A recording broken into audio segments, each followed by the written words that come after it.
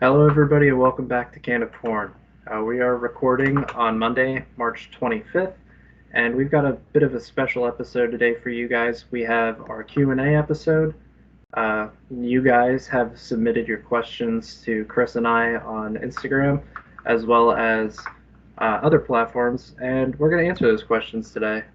As always, just want to thank you guys for taking the time to submit those questions. They were much appreciated. And yeah, if you're a new listener, check out our socials at Canicorn Media and stay along for our journey throughout the season. Yepers, we got more questions than I anticipated too. So good work with the engagement, guys. Way to go. All right, you want to crack open this can of corn with our first question? Sure thing. And so our first question was, will the Phillies have a collapse in a few years due to old age and long contracts? And this is a really good question because we do have a few pretty long contracts on some of our guys. But I will say that I think really the only two that I would be remotely concerned about as far as length goes is Harper and Turner, and maybe a little bit with Nola. Harper, I don't think we'll have to worry about too much because I think a post-prime Bryce Harper will still be better than the average baseball player. As long as Trey Turner trends up, I think that he plays a very sustainable style of baseball. He's a contact guy. He's not a power hitter. So even if he does lose a little bit of pop, he's still going to be on base, and I'm not too concerned about them. Nola, I have some concerns. I'm sure you probably do too. If he keeps trending down, then the next 5 years are going to be hell. Yeah, I agree with you. I'm not so concerned with Harper's downfall leading to a potential Phillies collapse. I just think that moving him to first base is going to be a lot more sustainable for his health. I think he's going to be a lot less injury prone. And even, we're talking about in the next couple of years, we've got Schwarbs under contract for this year and next year. So that'll open up the DH spot for him as well if needed. I also wanted to mention my computer wet the bed, and so I don't know if you guys can see with the smaller icons, but I am using my phone right now, and I have like my headphones in, so if my audio sounds weird for you guys, that's why. My apologies. Yeah, but as far as the Phillies collapse over these next few years, I really don't see that happening as a result of the long contracts. I know with the Wheeler contract, we both said that we were excited that they put all this money up front, didn't defer any of it, and realistically, that's been the case with a lot of these contracts. I think the fact that they're not deferring it shows that they're not just in it for this window. They're going to try to be competitive for the long haul here. Yeah, I agree. And they have a lot of young guys, Stott and Bohm and Marsh and Rojas, that I think they won't have a total collapse in on themselves once the older guys move on and the younger guys come in. And we have, I think, three pretty decent pitching prospects with like Andrew Painter and them that Yeah, Painter. we should be all right. Yeah, Painter, Abel, and McGarry. They're gonna, you know, fast forward 3 years, they're gonna be, all part of the staff. And as Yep. well as the offensive side, we've got some good prospects in the works with Justin Crawford and Aiden Miller that they'll definitely get their chance to play alongside of those guys in the long contracts that we talked about before. So I think we're in a good spot. I agree. All right, let's jump to the next one. Uh, how do baseball players stay cool during the game? Uh, this one is more so of a question that leads to a joke. Chris, would you like to take a stab at it? Oh man. Well, I don't know about taking a stab at what the joke's gonna be, but as far as staying cool during the games, I was a catcher, and so I was usually the warmest one of the bunch. And I was a big dump in the water on my head kind of a guy. So shout out Brandon Marsh for that. Well, that is a great way to stay cool during a game. I feel that baseball players tend to stay cool by standing next to the fans. Yeah, there you go. There's the dad joke in there. There it is. Shout Oh out, man. shout out Casey Harper for submitting that question. That's a Get a good one. good I like that chuckle. a lot. Thank you. Much appreciated. Fans. All right, Nice. let's move on to a bit of a more serious question. Would the MLB be of better quality with less teams, but they were more stacked? Chris, I would love to hear your thoughts on this first before I dig into mine. So here's what I think. I think is if you want to actually say better quality, you would probably have better quality games, but I don't think it would be a better league. You have so much, like, there's so many cool happenings in baseball where somebody who's not supposed to be that great or that good goes on a crazy streak or they do something wild in the playoffs. And if you have these stacked teams and those guys are never going to do that kind of a thing, and I don't know, I think you have a lot less offense. You'd have so many more good, like the pitching rotations would be so good. You wouldn't see as many home runs or as many hits or anything like that. So I would say if you love pitching, maybe it would be of better quality, but it would not be a better league, if that makes sense. Yeah, and I fully agree with you. And in addition to what you said, I have two other points to make. Um, I think the fact that there are lower quality teams is really what drives the trade market. I mean, you very rarely see star players on great teams get traded. Now, we did have Juan Soto that just got traded this offseason from a pretty good Padres team, but for the most part, things like that do not happen regularly. So I think that you need those bad teams to set the trade market, and then that kind of helps dig into their draft system, or not their draft system, but their prospect and farm system, and helps those teams get some players to get on to that next page where they be a little bit more competitive. And additionally, I don't know about you guys, but I love when the end of September rolls around and you have a team on the edge of making the playoffs and they play horrible teams. And I swear, I see terrible teams play the best baseball they've ever played just so they can be spoilers for other teams. Shout out to the Miami Marlins because they do that every year. I will always have a special place in my heart for the 2022 Marlins playing spoiler for the Brewers. Yep. Shout out to them. All right. Let's move on to question number 4. What player will take a step back and disappoint this season? Oh, you're smiling. You've got an answer off the rip. Well, I do and I don't. So if we're talking what player on like the Phillies, I could probably try to find someone. My guesses would be like JT maybe, or actually my guess probably would be JT. I can't think of anyone else I think that's gonna like fall off, and it's just because he's getting old. But if we're talking about over the whole league, that's so many players that could be taking a step back. But I'll take a stab at it, and I'm gonna go with a probably pretty popular pick of Blake Snell. Blake Snell. I think that's a reasonable pick. I mean, he does have these Cy Young caliber years where he looks like the most dominant pitcher in the league, and then he'll follow that up with being a slightly above average pitcher. So I can definitely see that being realistic. Yeah, and since you took a pitcher, I will take a hitter. I think Luis Arraez is going to take a step back this season. I like We that. saw him the first half flirt with a 380 batting average, but started to cool off a lot in that second half, lowered his batting average to, I believe he finished with a 353. Don't quote me on that. I don't have the stats in front of me. But regardless, he did take a step back, wasn't seeing as much ball in play, and I think that's just going to continue to regress. And I think this guy that won batting titles in back-to-back years is no longer going to win the batting title. At least he's not going to hit for as high of an average as we had seen. Yeah, and I will say I'm not 100% sure on this, but I'm pretty sure he was injured the second half of the season. I'm not entirely certain on that one, but I'm pretty sure he had some sort of bum issue with his ankle or something like that he couldn't. He was still playing through it, just not to the same level. Yeah. But I agree that he's a good candidate because having a batting average like that is very hard to repeat over the course of 2 seasons. I'd also like to mention, and not that he's going to be a bad player, but if you expect him to do the same thing he did last year, Acuna could be one of them. Just because he did something unprecedented. Yeah, I mean, I think that's more so where the disappoint comes into effect more than the step back, because, I mean, coming off of a historic season like that, like you could say Judge took a step back in the 2023 season. That's who my example was going to be. Yeah.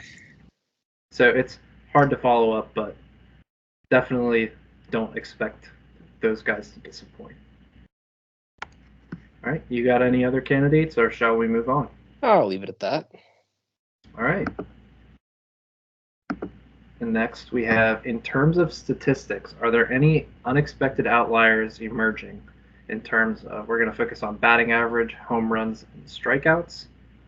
I have one for home runs right off the rip, if you don't have anything. Go for it. Okay. I think Spencer Torkelson is going to see a very high uptick in home runs this year. Got called up in 2022, got off to a bit of a slow start, and even last year in the first half, he was off to a slow start. But even with that slow start, hitting in Comerica, which is a hitter's nightmare, he still managed to hit 30 bombs. And I think this guy definitely has at least 35 home run power. I would not be shocked to see him hit 40 home runs this year. I like that. So I read this as a current kind of a thing, and to that point, I think it's way too early in the season to say, is there an out? Like, every statistic right now is probably an outlier. You probably have guys hitting like 775, guys hitting 0, guys that have 5 home runs in 3 games, like that kind of a thing. Yeah. I would say that if I think there's any outliers that are going to emerge, Juan Soto's home runs are going to go up because he's playing in Yankee Stadium. And as far as if I'm going Phillies bias, I want to see Alec Boehm's home runs go up. Obviously, if Trey Turner has a regular Trey Turner season, that'll be a quote-unquote outlier compared to last year, but not compared to his regular performances.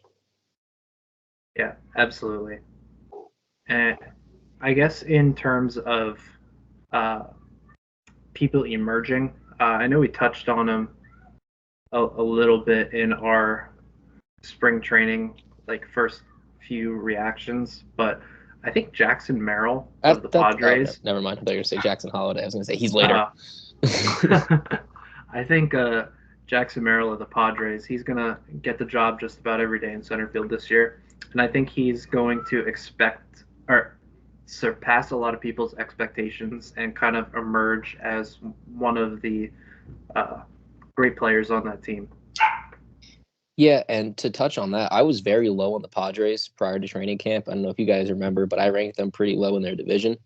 After watching their training camp and some of the moves that they've made, I am significantly higher on how they will perform this year. Yeah, absolutely.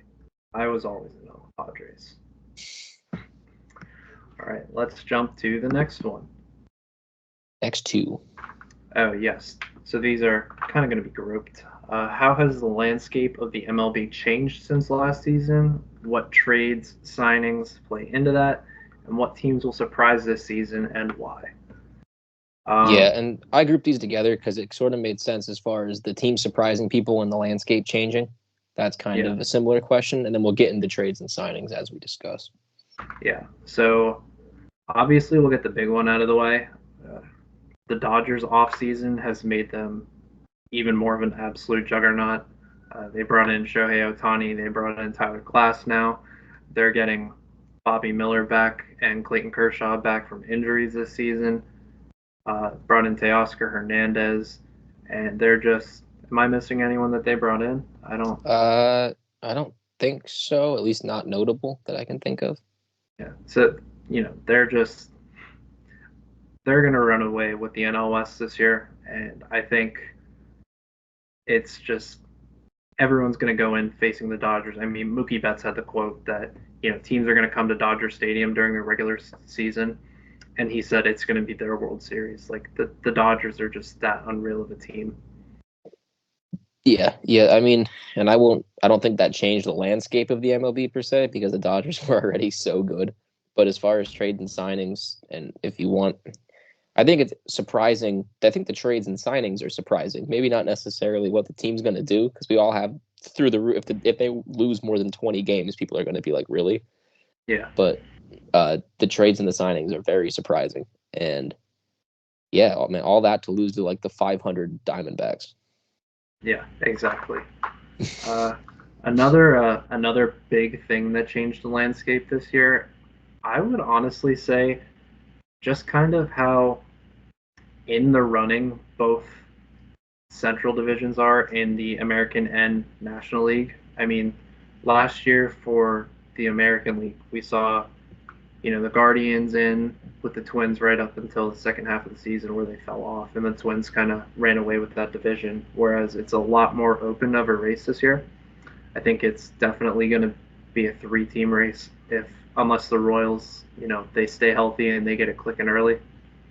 But and then kicking it over to the National League Central, it was pretty much the same thing. The Brewers ran away with the division. I believe they won the division by like 6 or 7 games. And really, it is a four-team race right now. Yeah, it's a jumble bag over there. And I also wanted to touch on, as far as beginning of last season and beginning of this season, the Mets are already eliminated from playoff contention. Last season, at the beginning of the season, the Mets were like borderline the favorite. The fall off is insane. Yeah. I wouldn't say they're eliminated. I could see a world where they make the wild card, but I don't see this team going, deep into the playoff run or making a run at the division. Yeah. It's just crazy because it was them and the Braves every year. We had to beat the Mets. We had to beat the Braves. Then all of a sudden last year the Mets just fell off the face of the earth. I mean, injury barring all that. I also think we should know this isn't more of a regular season landscape, but playoff landscape. The Orioles, did they lose anybody? I don't think so. And they're all going to go back to play. I guarantee you the Orioles are in the playoffs this year. They've got a veteran pitcher now. They've got guys that have been there before now. I think they're going to be really good in the postseason. Yeah, absolutely. I agree. Do you have a team that jumps off the rip to surprise people this year? I mean, I'm pretty high on the Blue Jays, and I feel like a lot of people aren't. So I would say maybe them. Watch for the Marlins to pull together some scrappy, somehow wild card playoff appearance, just because that's how they roll. Other than that, nothing that's jumping out to me already. I feel like it's pretty much going to be similar to what we saw last year as far as what teams are good and what teams are bad. Yeah, I've got two that stand out, two for different reasons. The first, the bigger team is going to be the Tigers. I think that the Tigers, as we mentioned, that division is wide open, and I do kind of see this year being the start of the Tigers' window to take that division. They've got a great young core. As I mentioned, pitching in Detroit is every pitcher's dream. The ball just dies there. But I think they're going to surprise a lot of people. I could 100% see them in both the division and wild card race. And then for my second team that I could see surprise a lot of people, I've got the Nationals. Ooh, the Nats. Yeah, not so much as a could make a playoff race, more so as I think they're going to hit a lot more than people expect, and some of their young arms could take a step up, and I could see this team, being a high 70s win team. I like that. I didn't even think about them just because I've always written them off as a 42 win team. Yeah. And I like that. Yeah, I think they got some potential, but a lot of things have to go right for that to happen. But that's why they might surprise. I love it. All right, let's head on over. Are there any standout rookies to make a big impact this year? I think I have the standout rookie on the PowerPoint, so that kind of takes it out of my mouth. But Jackson Holliday, man. Yeah, I fully agree with you there. I think he is, he's favorited to win Rookie of the Year, and I think it's for good reason. This kid's a beast. He did get optioned to AAA to start the season, so we'll see. Isn't that a contract thing though? I don't. So they don't have to pay him as much. I think it's more so with service time manipulation, which. Okay. Yeah, I mean, in short, yes, is kind of with the contract, but more so to keep him under team control for a little bit longer. Right. And same can be said for Paul Skeens, who probably is going to get maybe 3 starts in AAA before making the big league roster. Yeah. But I actually think that my standout rookie to make the biggest impact this year is Wyatt Langford of Yes. the Rangers. It was announced that he is making the opening day roster. Not quite sure if he's going to be playing the field or DHing to start the season, but kid's a beast. Number 4 overall in this past 2023 draft, and he is already, you know, making the opening day lineup for the reigning world champs. I think I love that. he has a lot of expectations on his shoulders, yet he's surrounded with enough talent that weight won't be so heavy. Yep. That is an outstanding. I was going to mention him actually. And because of the Jackson Holiday hype, a lot of these rookies have been sort of swept under. This is a really big year for rookies, I feel like. There's a lot of guys who I think are going to be really good this year. So, but yeah, definitely keep an eye on him. What was he? He was hitting like a 4.56 in the minors or something ridiculous last year. So, and even his spring numbers just jump off the page. He's insane. Yeah, very excited to watch him. Dude crushes the ball. You got anyone else you want to touch on? I think that at some point this season, actually, will this count as a Ryan Kirkering's rookie year? Yes. I think he's going to make a pretty good jump after last year. And if we bring up Painter, I think that he'll be at least better than anticipated in the majors. Yeah. I think it's whether or not he will be up this year. I think it's more likely he'll be up next year than than this upcoming. But I agree. I think those are, 2 guys for our Phils that are looking to make big impacts. Yep, Bruce. All right. Let's go to question 9. Will the implementation of the automatic strike zone change the MLB for good or bad? What can be expected to keep the fluidity of the game? This is a hot topic. So I've been on both ends. I've been on all 3 ends of the argument here. The batter, who can get screwed on a bad call, the pitcher, who can get screwed on a bad call, and the catcher, who's trying to get a bad call. And you're talking about completely removing arguably one of the most important jobs a catcher has, which is framing a pitch. Like, that is an art. People won't get a role if they can't frame it. Like, they won't play if they can't frame a pitch. Like, that is huge. And man, especially in college, like now that I'm playing and paying more attention to it, there's so many guys that miss so many calls because they can't frame like a low curveball or a low fastball or something like that. And this whole strike zone implementation thing completely ruins that. And I think that it takes a big art out of being a catcher, but it also does, I mean, integrity wise, it does boost the integrity of the game. And as a hitter, I hated getting that kind of stuff, but it also takes out the whole concept of if it's close swing on a 2-strike count.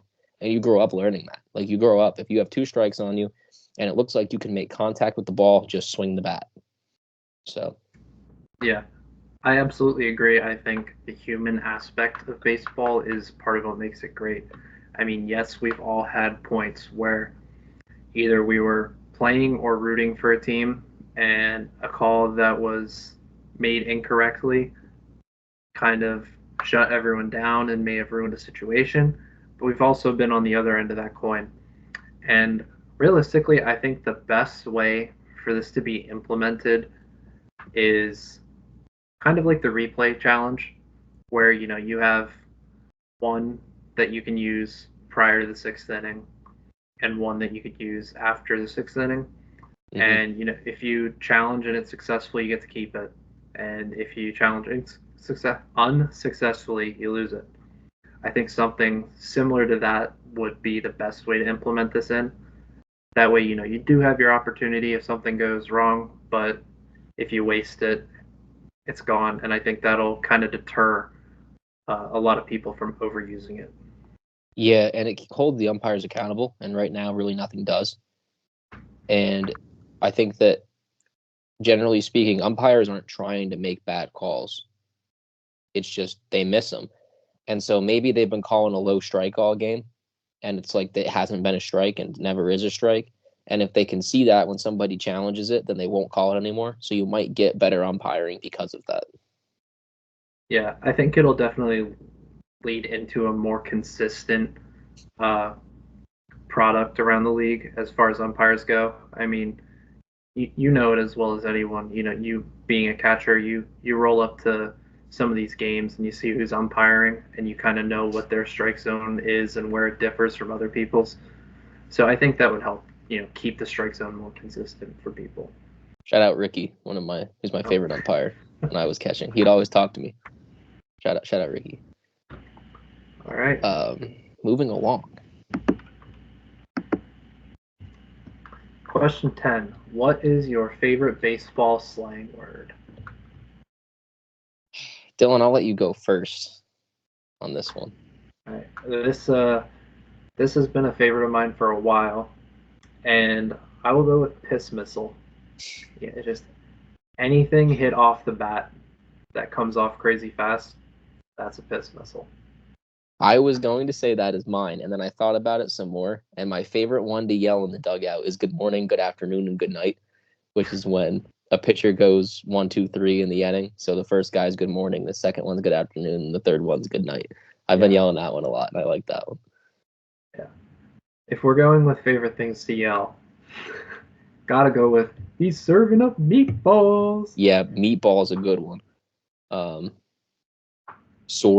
Sword's always a fun one if a kid really shits the bed. One of my new favorite, I got it yelled against me because I throw sidearm, but somebody started yelling velo to me when I was on the mound from the opposing dugout. That one's pretty funny. I like that one. Yeah, that's good. All right. I think that's about it slang-wise that are in my top tier. Yeah, there are some good ones out there, but we won't stay on this for too long. All right. Let's move into some of our happenings around the league. We've got Blake Snell signed a 2-year deal worth $62 million with the Giants. Includes an opt-out after this first year, which leads into one of our questions that we saved until we broke this news. Will Blake Snell opt out after his first year with the Giants? Chris, your thoughts? I think that if Blake Snell repeats his season from last year and can get a longer contract, he would opt out, theoretically. I think that'd be the smart thing for him to do. I think that if he pitches in the 3.7s to 4s, he's going to stay with the Giants another year in hopes that he can pitch better. I think it just really depends on what he's offered. If a team comes in and they're like, hey, we'll sign you for 6 years and $140 million next year, then yeah, obviously he's going to take that. He wants to be in the league as long as he can. But if everyone was right and he underperforms, then I think he's going to stay with the Giants. And it also depends on how the Giants do. If for whatever reason the Giants pull out this miraculous playoff run this year, then yeah, maybe he stays there and maybe he tries to take him to a series the year following or something like that. Yeah, I fully agree. I think whether he opts out or stays is, determined by a lot of factors this year. The Giants' success, and if they look like they're going to be competitive for next year. His personal success, if he puts up another great season, can he get, a higher value? Or if he, kind of regresses and this looks like it's going to be his best option and try again to be a little bit more dominant next year and get another deal. So yeah, I think we're going to just kind of have to wait out the season, see how everything progresses. But I do really like this fit for the Giants. I think outside of the Yankees, this is the next best fit for him. And I really see him, kind of being a mentor to Kyle Harrison, who is, up and coming with the Giants, looking to break camp with them, young lefty. See if he can, help get him up to this next level as well. Yeah, there's so many factors because he could hate it there. He could hate it in San Francisco for whatever reason. He doesn't want to play there anymore. And so maybe he does leave because of that. But yeah, I would say barring a better contract or a playoff run, he would be at least looking for another contract. Yeah, absolutely. Let's head on over to the Padres trade for Dylan Cease. There goes Chris's American League Cy Young pick because Dylan Cease is no longer in the American League. So yeah, the Padres retrieve received Dylan Cease. In return, the White Sox get Drew Thorpe, Jairo Iriarte, Steven Williamson, and Samuel Zavala. I believe Drew Thorpe is the lone prospect that was part of the return for Juan Soto. So, yeah, he's jumping all around. Kind of fun for him. But I really like this trade for the Padres. Yeah, this is ideal. I will always take in MLB proven talent over prospect. And I think that Dylan Cease has proven that he's a good talent in the MLB. And I'm so happy he's off the White Sox that I honestly don't even really care where he goes. As long as he didn't go to the Mets, I didn't really care. Or the Braves, for that matter. But that Spencer Strider mustache was making me a little nervous that they might try to pair him up. Yeah, regardless, it's good for baseball that he's on a great team, gets a lot more eyeballs, and he's part of a good staff in San Diego. So kind of the weight of being the young ace on a staff might might help him lead into some better numbers this year. Yeah, I hope so. I like Dylan Cease as everyone on this podcast. Do you know how long they have him for? What's that contract look like? I believe this year and next year, maybe a third year for 26. I'm not 100% sure. I know so he what does I can do, have a good amount of control. What I can do is bank on the 3-year contract. And then when Wheeler's done, the Phillies can sign Dylan Cease, assuming he has a really good year. So I think that would be if his contract's up after 27. I think at earliest or at latest he's off the books for the Padres in. Oh, never mind. Redact what I just said. I can't do math. I was gonna say I thought I did that right. Yeah, because if he's got 3 years left, it's this year 24, next year 25, 25, following year 26. 6.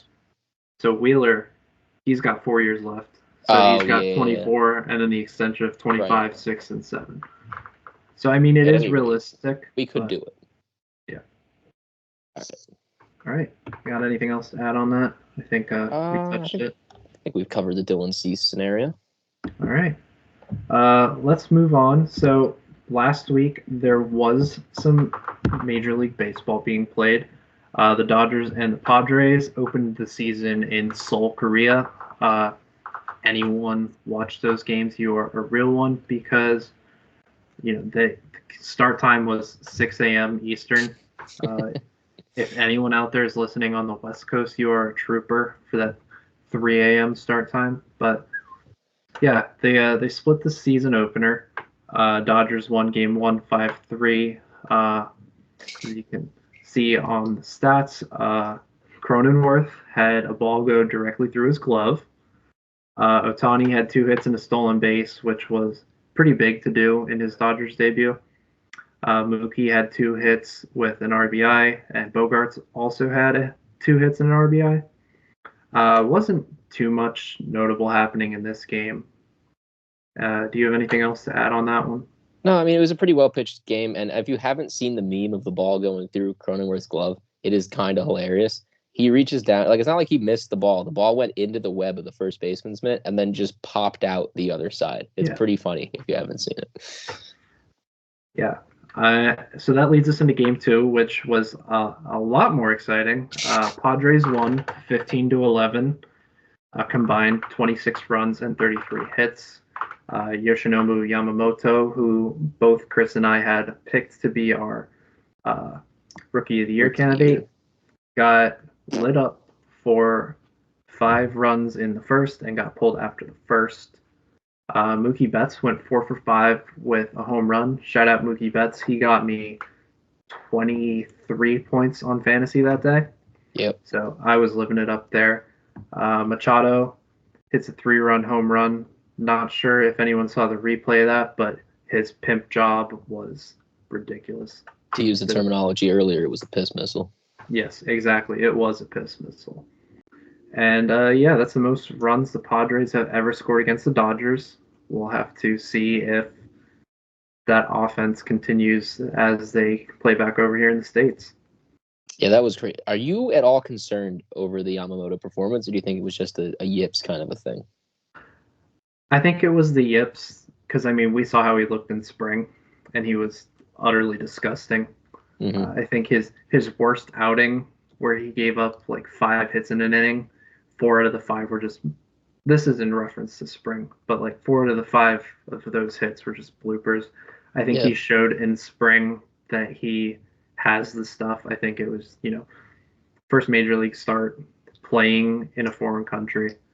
Hmm. It's all those factors lead in. I think Was there we'll a game see. 3? No, just 2. Okay, I didn't think so. I was looking and I didn't see it. I just wanted to make sure I didn't miss something. Yeah, But yeah, just 26 runs and 33 hits is wild. yeah, exactly. But I mean, these teams do both have high-powered offenses. So Yeah. if this were to happen in a regular season game, it did happen in a regular season game, Yeah. idiot. Well, if it happened I, in America regular yeah, season game. yeah, I would not be shocked. Okay. So that is technically the end. We do have one more question I wanted to address that I didn't see until now. So apologies for that. But it's, are the Phillies looking to land any superstars between now and the trade deadline? And I have a very blunt no. Uh, we cannot afford any more superstars. And this is a team that's already been to the World Series, it's been to the NLCS. If they can't do it with this roster, then they just can't do it. Maybe a Yeah, closer. Maybe a yeah. closer. I was gonna say I don't see superstars. As much as I would love for Mike Trout to come to Philly, I just, based off of his comments and everything else, I don't see that as a Yeah. possibility. And his injuries, man. I'd love him here, but he only plays a third of the season. Yeah, especially between now and the trade deadline. I think if Mike Trout was to be moved, it would be during the off season, not during the season. Mm-hmm. But to what you said, I don't see it being superstars. I could see, maybe if Chris Sanchez and Taijuan Walker are struggling for that 4-5 starter. I could see Well, Walker be gone. yeah, we might see some people moved and bring in some back end of the rotation or some bullpen help, but I don't Yeah. think it's anyone necessarily that's going to be labeled a star.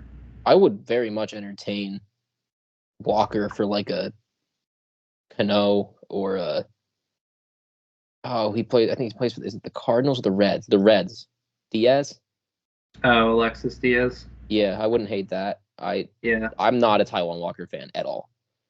yeah. I just don't see, because both the Reds and the Blue Jays, or not the Blue Jays, Jesus, the Orioles are both in kind of compete now modes. And I mean, Felix Batista is the Orioles guy, but he's out for the year. So Yeah. Yennier Cano is that next, That's lockdown right. I arm that we forgot he have. was injured.